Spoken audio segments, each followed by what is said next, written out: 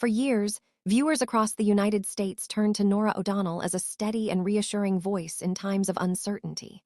Whether covering elections, global conflicts, or breaking national stories, she carried herself with calm authority. Her delivery was measured, her tone composed, and her presence deeply familiar. But behind that polished image was a personal story that most viewers never saw. Like many public figures, her life wasn't just shaped by success, but by moments of vulnerability that quietly reshaped her perspective on everything, from career to family to health. Long before she became a household name, Norah's life was rooted in discipline and exposure to diverse environments. Born in Washington, D.C., she grew up in a family where service and responsibility were central values. Her father balanced two demanding roles as both a physician and a military officer, which meant the family's lifestyle often involved structure, movement, and adaptability.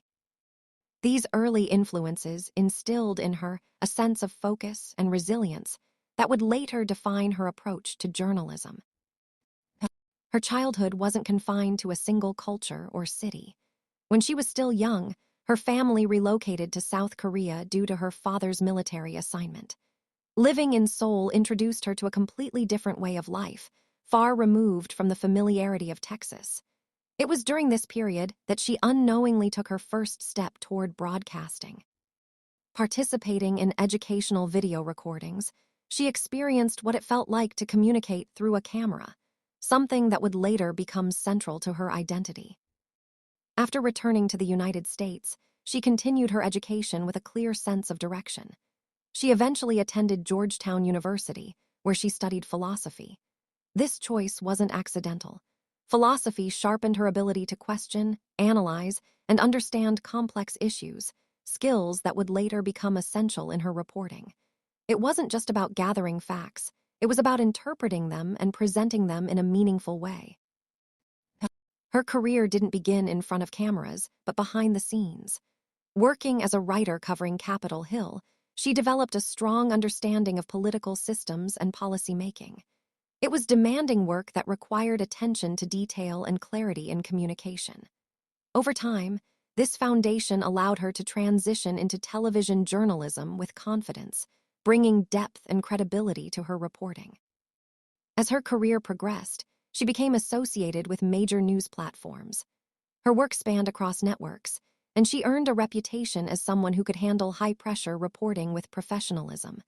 Whether covering the White House or appearing on national broadcasts, she became a trusted figure in political journalism. But even as her career reached new heights, life had its own plans waiting in the background. One of the most defining moments in her personal life came unexpectedly. After a routine medical check, she received a message that would change everything.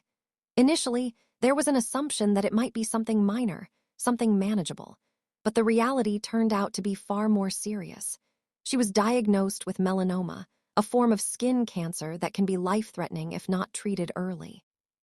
The diagnosis brought a wave of emotions she hadn't experienced before. For someone used to reporting on crises, suddenly becoming part of one was overwhelming.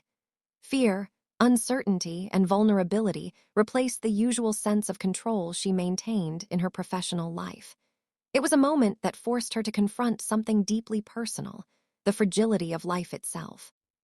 At the time, she was also a mother raising young children. That reality made the situation even more intense. The fear wasn't just about her own health, but about her family and the possibility of not being there for them. It shifted her priorities in ways that no professional challenge ever had. Suddenly, career achievements felt secondary to something much more fundamental. Fortunately, the cancer was detected early. Doctors acted quickly, performing surgery to remove the affected area. The procedure left a lasting physical mark, but it also gave her a second chance. Recovery wasn't just about healing physically. It was about adjusting mentally to a new understanding of life's unpredictability. Instead of keeping the experience private, she chose to share it publicly. By speaking openly, she aimed to raise awareness about early detection and encourage others to take their health seriously. It was a shift from reporting stories to becoming one herself, using her platform in a more personal and impactful way. Just as life seemed to stabilize, another health scare arrived unexpectedly. This time, it was appendicitis, something that developed quietly while she continued her demanding routine. Like many professionals, she initially ignored the warning signs, pushing through discomfort until it became impossible to continue. Emergency surgery followed, forcing her to step away from work temporarily. It was another reminder that no matter how strong or disciplined someone may be, the body has limits. This experience reinforced the importance of listening to those limits instead of constantly pushing past them. Around the same time, external pressures began to grow. As her visibility increased, so did public scrutiny. Rumors, criticism, and speculation became part of her professional environment. It's a reality many high-profile journalists face, but it doesn't make it any easier to navigate.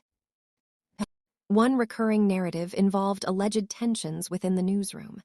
Stories circulated suggesting rivalries and internal conflicts. While such claims often lacked solid evidence, they still shaped public perception. This added another layer of pressure to an already demanding role. Despite these challenges, she maintained her composure publicly. However, behind the scenes, the stress was real. The constant demands of live broadcasting, combined with unpredictable global events, created a lifestyle that left little room for rest. Over time, this began to impact her mental well-being. She eventually acknowledged experiencing anxiety and sought professional help. Speaking openly about therapy was a significant step, especially in a field where strength is often equated with silence. Her decision contributed to a broader conversation about mental health, particularly in high-pressure careers. Balancing work and family remained an ongoing challenge. With a demanding schedule and frequent travel, maintaining stability at home required effort and support. She often credited her husband for helping create that balance, showing that success is rarely achieved alone. Later in her career, a high-profile interview sparked widespread debate. Critics questioned her approach, while others defended her professionalism. It highlighted the reality that in journalism, every decision can be interpreted in multiple ways. Public opinion is rarely unanimous. Eventually, she made the decision to step away from her role as a nightly anchor and transition into a different position. It wasn't an ending, but a shift, one that allowed her to focus on deeper storytelling while regaining some control over her personal life. Her journey reflects something many people experience in different ways: success, setbacks, and the ongoing process of redefining what truly matters.